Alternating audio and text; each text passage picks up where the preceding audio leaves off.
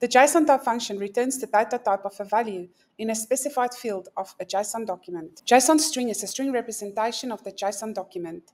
Reference is the JSON path that points to the field that should be inspected. This function is only available in Turbo Integrator. In this example, I am using the JSON type function to determine the data type of the port field in a JSON document. I am creating a JSON document as a string and store it in a variable sjsondoc.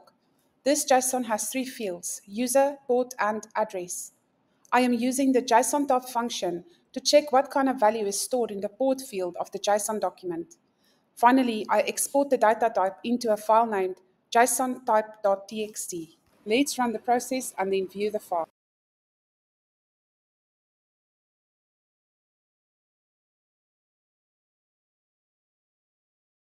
After executing the process, the file will look like this.